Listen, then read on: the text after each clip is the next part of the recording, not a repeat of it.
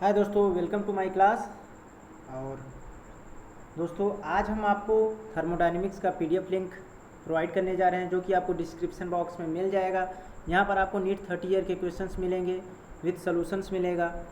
दोस्तों, 30 year questions, 30 सालों में नीट में 75 क्वेश्चंस पूछे गए थर्मोडायनेमिक्स से। और आप ये जानते होंगे कि ये जो चैप्टर है कॉन्सेप्चुअल भी है और फार्मूला बेस्ड भी है।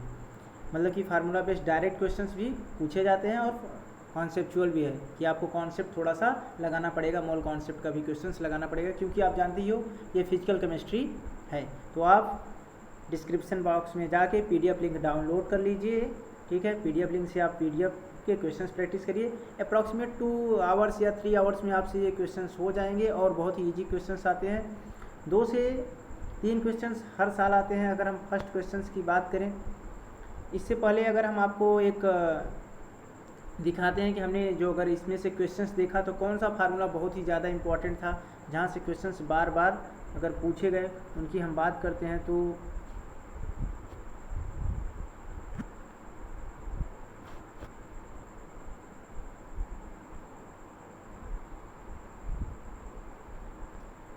दोस्तों, जो सबसे इम्पॉर्टेंट फार्मूला रहा वो रहा delta G equal to delta H minus T delta S. इस पर बहुत सारे क्वेश्चंस पूछे गए, लगभग 10 questions, approximate 10 questions. First question, fourth question, 7th question, 8th question, 12th question, 23, 37, 40। ठीक है, इसके बाद हमने नहीं चेक किया, मतलब 75 में से आप देख रहे हैं लगभग 10 क्वेश्चंस इतने में ही पूछे जा चुके हैं। Delta G equal to delta H minus T delta S. और इसी का जब डेल्टा जी इक्वल टू 0 कर देते हैं, तब भी कितनी बार क्वेश्चंस यहाँ पे आप देख रहे हैं कि पूछा जा चुका है। आप देख पा रहे हैं क्वेश्चन नंबर यहाँ 13 पर, यहाँ पर कि फिर से question number 13, question number 15, question number 20, question number 34 किस पर पूछा गया है? Delta S equal to delta H by T पर, या T equal to delta H by delta S. यही सेम फार्मूले पे कई बार क्वेश्चंस पूछे जा चुके हैं। तो आप देख रहे हैं कि ये कुछ डेफिनेट फार्मूले हैं जो कि बार बार पूछे जाते हैं। Okay, delta H equal to delta U delta N G R T, delta H equal to delta U delta plus P delta भी, आप ये भी लगा सकते हो, क्योंकि delta N G R T की जगह पे पी डेल्टा भी आप लगा सकते हो ना, क्योंकि पी भी इक्वल टू क्या होता है? एन आर टी होता है। यहाँ पे डेल्टा एन जी होता है gaseous mole of gas off product minus mole of gas off reactant, मतलब कि प्रोडक्ट में कितना मोल गैस है और रिएक्टेंट में कितना मोल गैस है, उसको घटाने पर जो भी वैल्यू आती है। हम लिक्विड और गैस सॉलिड को कंसीडर नहीं करते हैं, केवल गैस के मोल को कंसीडर करते हैं। तो इस पर भी क्वेश्चंस कई बार पूछे गए हैं। Delta H equal to delta U plus delta N G R T पर ये एक बार भी क्वेश्चन पूछा गया है, केवल D L N P upon D T equal to delta H B upon R T square. इस पर केवल एक बार ही क्वेश्चन पूछा गया है, तो बहुत ज़्यादा इंपॉर्टेंट नहीं है। या फिर इस पर एक बार ही क्वेश्चन पूछा गया, delta S equal to N C P L N T F by T I plus N R L N P I upon P F. L N हमारा लॉग है, बेस जहाँ पर क्या होता है? ई होता है। Delta S equal to R L N V two by V one पर भी एक बार क्वेश्चन पूछा गया है, लेकिन सबसे ज़्यादा क्वेश्चन किस पर पूछा गया? Delta G equal to delta H minus T delta S पर बहुत बार क्वेश्चन पूछा जा चुका है। और इस पर भी कई बार क्वेश्चन पूछे गए हैं। W equal to minus P external delta भी केवल एक कॉन्सेप्ट पर, और डेल्टा यू इक्वल टू हम डेल्टा ई भी लिखते हैं, क्योंकि डेल्टा यू क्या है? इंटरनल एनर्जी है। और डेल्टा यू इक्वल टू हम क्यू प्लस डब्ल्यू भी लिखते हैं। तो दोस्तों, बहुत ही इजी कॉन्सेप्ट पर क्वेश्चन पूछे जा रहे हैं। यहाँ पे delta H equal to bond energy of reactant minus bond energy of product. इस पर भी 3-4 बार क्वेश्चन पूछे जा चुके हैं। बाकी जगह पर हम प्रोडक्ट माइनस रिएक्टेंट करते हैं जब भी डेल्टा एच निकालते हैं। केवल बॉन्ड एनर्जी के साथ जब ऐसा होता है तब हम कहते हैं bond energy of reactant minus bond energy of product.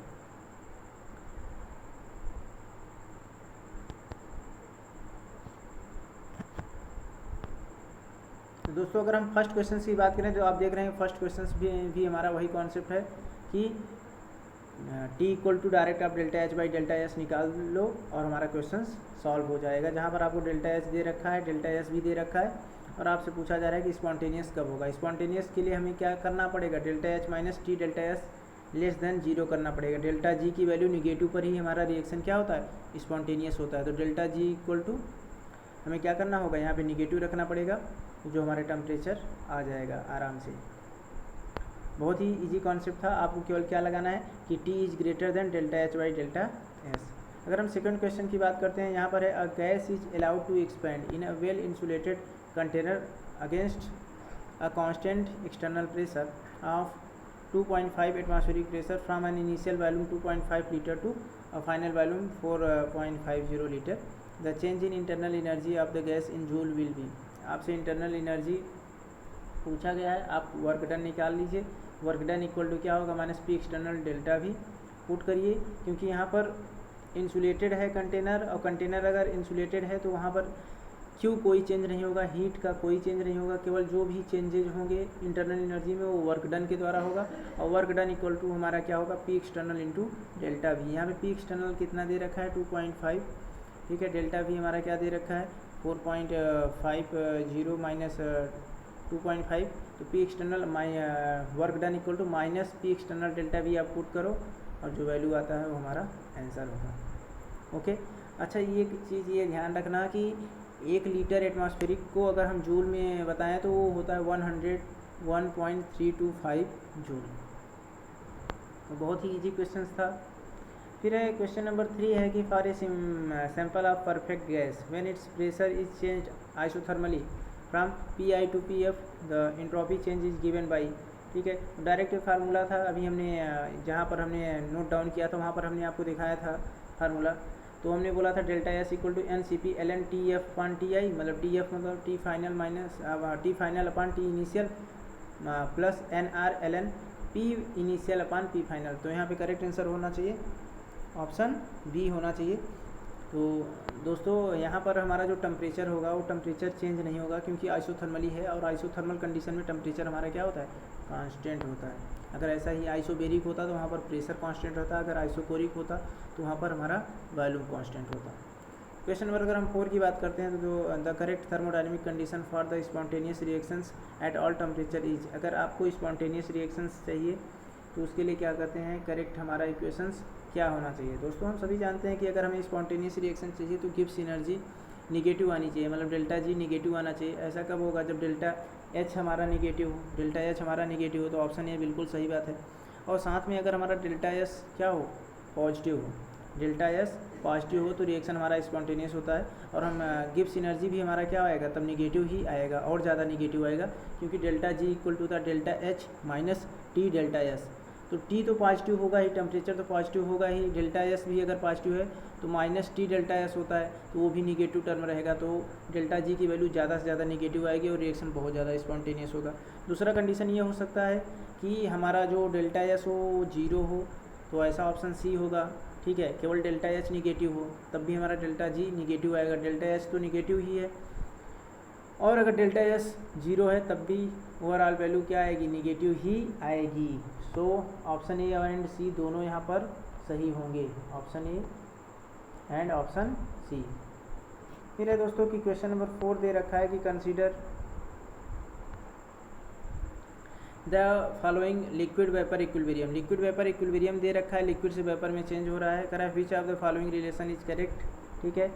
तो ऐसा लिक्विड वेपर अगर दे रखा है तो ऑप्शन बी यहाँ पे करेक्ट होता है लिक्विड वेपर इक्विलिब्रियम के लिए। D L N P upon D T equal to delta H P upon R T square, इसको हम कहते हैं इस इक्वेशन का नाम होता है क्लैपेरियन इक्वेशन, ठीक है, क्लैसियस क्लैपेरियन इक्वेशन।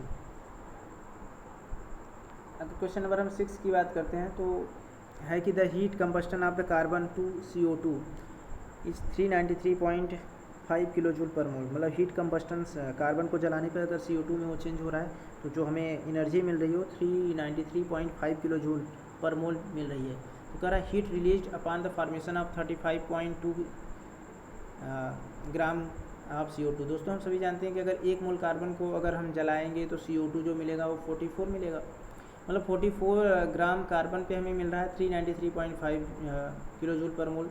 तो आप 1 ग्राम के लिए निकाल लो, फिर 1 ग्राम के लिए निकाल लिए तो उससे 35.2 का मल्टीप्लाई कर दो, हमें करेक्ट आंसर मिल जाएगा।